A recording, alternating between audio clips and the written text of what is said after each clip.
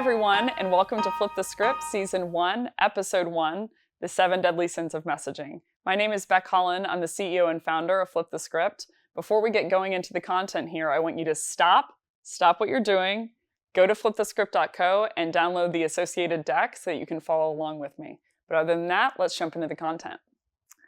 So essentially, there are going to be 7 different principles that you want to stay away from in your messaging. So let's get cooking.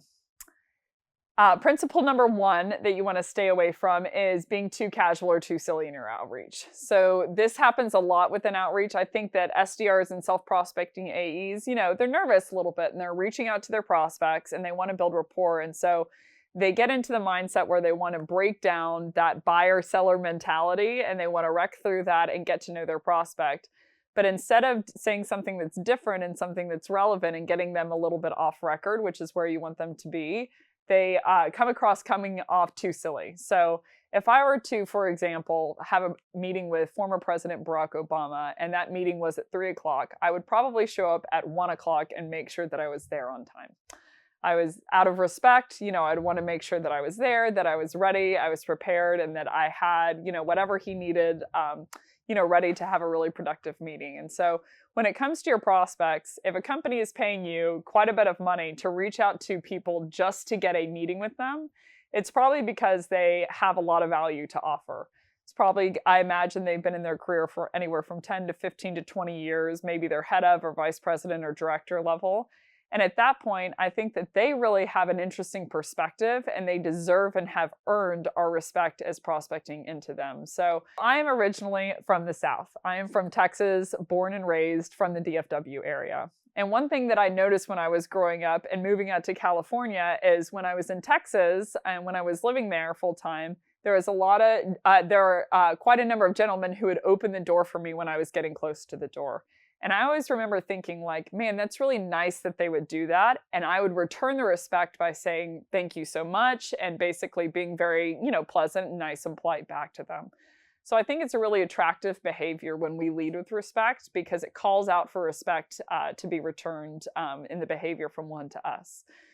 So whenever you're leading with being a little bit too casual or too silly with your prospect, if you're not careful, you could be basically conveying to your prospect that you don't really respect their time because you're making too many jokes and you're being informal with them. So a couple of examples here below, but I think that you get it.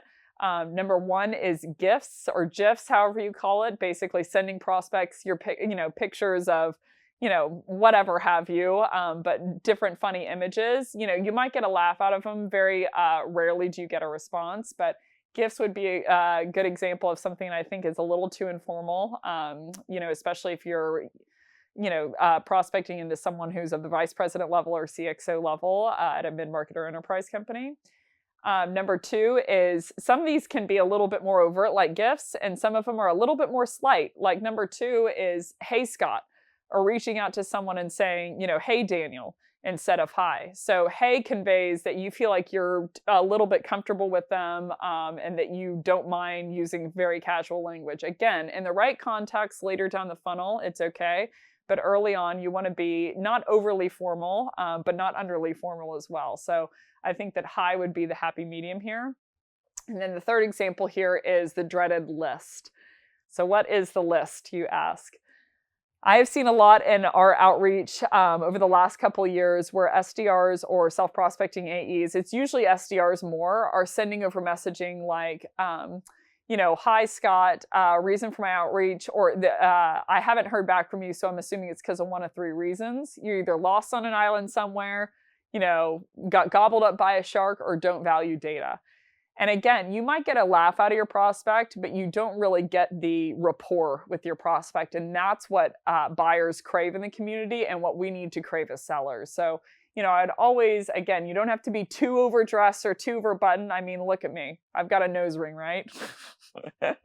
But you do always want to treat your buyer with respect and make sure that you come prepared and you say things that convey to them that you value their time enough to, have done your research and really be seeking to add value in the conversation. Principle number 2, wasted text.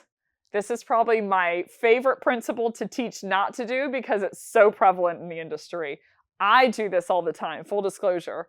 So a couple of examples below, but you're probably all going to get nauseous at this list. I know you're busy, but just want to follow up, just want to circle back, just want to bubble this to the top of your inbox. I'd love to get some time. Happy Monday. Hope you're doing safe during these uncertain times. All of the lingo in here that are typically listed at the front of an email whenever you want something. I know that sometimes we want to check in with our prospects to see if something has been done that we really want. But a good way to do that is to add value.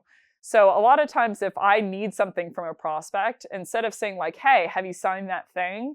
I'll say like, hey, I saw this article today and it made me think of you. I thought you might like point number 2 or 3. Or over deliver on something that they may not have even asked me for yet is a good way to check in. So your excuse really to check in, is to add this piece of value, not to just double back and see if they did what you needed them to do. But general rule of thumb with wasted text, if you can strike through the line and you don't lose any value or any level of communication about what you need or what they need back from you, then I would go ahead and do it. Your most valuable real estate in an email, according to Google studies, is the first line, right? And that's where this is typically located. So you want to talk all about your prospect or all about the value that you can offer and deliver it to them, as opposed to triggering, any kind of wasted text. And on a side note, this will usually cause pattern recognition in your prospect and make them see you as a salesperson and then ergo treat you as a salesperson, which usually is not in very high regard based in the buying selling community. Principle number 3, or deadly sin number 3, being the authority over your prospect. You have 3 ego states in your body, according to Eric Berne. He's the author of Games People Play and the father of transactional analysis theory. But basically, you have 3 ego states within your body. You have adult ego state, you have child ego state, and you have parent ego state. Parent ego state has 2 ego states to it. You have controlling ego state within parent ego state, which is basically think someone who enforces deadlines or someone who says like curfew is at 10 and they're up waiting. And then you have nurturing parent ego state, which is basically someone who sings you, to sleep at night. Within child ego state, you have correlative 2 ego states. You have adaptive ego state, which is the rebellious side of your child nature. And then you have natural, which is basically someone who likes impulse purchases, and really is impressed by very little, like bubbles, roller coasters, etc. So every single person, if you're watching this video, then you have those ego states within your body, and you fluctuate between all of them within the course of a day, on and off based on the conversation. So the quickest way to get someone, especially who you don't know, to not do something or not want to do something based on this theory is to tell them to do it, is to command them to do something. So a lot of times, even when kids are, younger, you'll say, don't push this button, and all you want to do is push the button. Or you'll say, don't go outside, and the first thing innately that they want to do is they want to go outside. It's because they're slipping into the child adaptive ego state. So how you can trigger this to your demise or to your consequence within your prospect is if you command someone to do something. So if you slip into parent controlling ego state, then you're essentially in the authoritative part of your mind.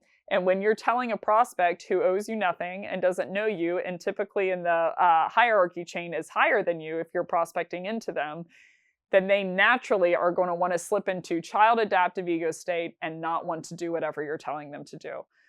So great example of that. And again, some of these can be really slight and you don't even realize you're doing them. And so that's why I'm bringing them up. But number 1 is let me know. Let me know what time let me know what time works for you. Let me know if you can do that proposal. Let me know when you're going to have that thing ready. And I know that the communication is that we want to be, really directional with our prospect. But the only time I would use let me know is if I'm telling my prospect, let me know how I can help. Let me know how I can support. If it's me doing the give, that's the only caveat that I would use with let me know. But in other case scenario, especially if you're reaching out cold and they haven't responded to you, this is a good way if you say like, I want some of your time, etc. Here's the premise. And then you say, let me know if you're willing to meet, Thursday at 3. Innately in their mind, whether they know it or not, they're going to trigger into a back stance. They still might respond, but it's less likely that they do. None of these will clip you in total, meaning if you do one of these, it's not like nobody is going to respond. But the more and more you do more of these throughout the email, the less likely you're bumping down the likelihood that your prospect responds every time that you use one. Number 2 is using their first name only. So over here in number 1, we don't want to be too casual by saying, "Hey, Scott." We also don't want to be too authoritative by saying, "Scott." People usually read that in a very demeaning and very forceful tone. But I think a happy medium would be, "Hi, Scott." You can never go wrong with hi. It's just formal enough. It's not too casual. It's not too, directional, but it's right in the middle. And then the third one here is telling your prospect you'd be happy to give them a demo. If they're your prospect, of course you'd be happy to give them a demo. You're trying to sell into them, right? So I would never say to someone like, "I'd be happy to take your money." "I'd be happy to get you to sign the contract." "I'd be happy to get you to give me something." So again, very, very slight, but you always want to make sure that you're not being commanding, that you're not telling your prospect what to do, because innately you're going to have the backfire effect and you're going to get them to rebel in the wrong direction. So regardless of what you say, typically people are going to rebel. If you say you're awesome, they want to, find the hole. If you say you're not that great, then they want to build you up. So you always want to make sure that your prospects, you're leading with humility, you're not commanding, and if you have them rebel in the correct direction that you want. So let's go into number 4. Number 4 is going to be questioning your prospect's authority. A big question in the sales community is we're always wondering, is this person the decision maker? If you're not wondering that, you probably haven't been selling for long. A decision maker is someone who can make the actual decision and sign on the dotted line, and that's very valuable to a salesperson, especially if you can get them involved at the onset of the meeting, at the nascent stages of your relationship. So I know the goal. But the way to get there is the way to not get there is by asking them, if that makes any sense, if I'm making any sense. So basically, I've heard a lot of people, especially on qualifying calls within the inbound line say, "Are you the decision maker?" And if the person is the decision maker, they feel a little, I don't know how to describe it necessarily, but like, "Yeah, I am, but so what? What if I wasn't? Would you treat me with respect then?" And if they aren't the decision maker, then they're going to feel disempowered. So whenever you talk to someone, you always want to lead with respect as a rule of thumb, and you want to empower the person that you're talking to want to be a part of the conversation. So I can't remember who said it. I think it was Maya Angelou, actually, that said, people can't remember what you said, but they can always remember the way that you make them feel. And you don't want to clip someone's validity, their empowerment, what they do within an organization right at the onset or ever within the buying cycle, because it makes them less attracted toward doing business with you, regardless of if the value prop and business case is there. Again, won't clip you entirely, but it just makes the deal less likely to happen. So you want to, instead of asking them if they're the DM, or I've seen a latter stage emails, point number 2 here of, "I guess you're not the right person. Would you point me in the right direction because I haven't responded?" You just want to always make sure that you are treating someone with respect and keeping it in mind that you need the decision maker in turn, but not asking directly. So I think there was I'm not going to mention his name, but there's an AE that I've worked with in the past, and he basically would just add so much value to the person. I would watch him do it in the sales process. Just value, value, value, value, value. Nothing in it for him. Gifts, whatever, articles, content. He was always following you, liking your stuff, engaging with his prospects. And then on the back end, he would just ask to multi-thread very politely, and people would introduce him to other people in the cycle. And the reason he had earned that right is because he was so nice to people up front. So instead of asking them right off the bat if they're the decision maker and they can make you any money, I'd always keep that in the back of your mind, but I wouldn't insult them with that, especially right at the onset. Number 5, I'm going to speed up a little here so I don't lose you guys in the video. Number 5, making your prospect feel not okay. Great example is when people say, "I've emailed you 7 times and you haven't responded," blaming their prospect for not responding. If our prospects aren't responding to our messaging, it's typically because we weren't relevant enough. So you want to make sure that instead of talking about how they were the bad guy or girl for not responding, take the accountability for why they weren't responding if you're going to mention it at all. And mudslinging against competitors. We all have competitors. I've worked for competitive teams, and they always don't like each other, right? But I will sum it up with this quote. What Sarah says about Sally says more about Sarah than Sally. So if I'm talking poorly about someone, for instance, the guy who's shooting this right now, his name is Mike. If I said Mike is awful and he's no fun and he's terrible to work with, Mike, you're awesome, by the way. If I said that all about Mike, it actually looks poorly on me versus Mike. So you always want to, if you're going to mention a competitor, I wouldn't oversell all the amazing things that they do. They're your competitor, right? But I would also, validate the choice that your prospect made in choosing them and not drag them through the mud. So you want to sell with character as opposed to just ripping down the people that are competing with you. Sin number 6, glorifying yourself. Again, you always want to stay away from making you the hero. So, we're number one, we're the best. Everyone says they're the number one data provider, number one, whatever, cell phone service, everything. I've never seen a company say we are the number 2 cell phone service provider, because everyone wants to be number 1, regardless of the criteria. So I would say, in terms of, if you're going to glorify anyone, glorify your prospect. If you're going to glorify anyone, glorify your customers that you're working with. So they're the hero. You were simply the tool that they use in the process to get there, but they're the magician that was doing the work behind the curtain. And then the last sin, drum roll please, is number 7, making your prospect feel stupid. This is a really slight one, and I see it quite a bit in cold outreach, so it's actually really top of mind for me. Every single demo that I have sat in, I hear typically the salesperson ask me one question that makes me cringe every time it's asked. It is, does that make sense? Every single time this is asked, I think yeah, it does make sense. Or even if it doesn't, I don't want to speak up and say that, right? So you want to make it easy on your prospects and just people in general to interact with you. So instead of trying to make them feel stupid and saying, do you know what we do? Is a great example off the box, or whenever they give you a competitor that's not a real competitor, tearing that down and saying they're not our real competitor. Instead of saying something like that, I would say, as opposed to does that make sense, I would say, am I making any sense? So the onus is no longer on your prospect's ability to comprehend, but on your ability to communicate as the person that's selling into them. So that's everything. Thanks so much everyone for watching.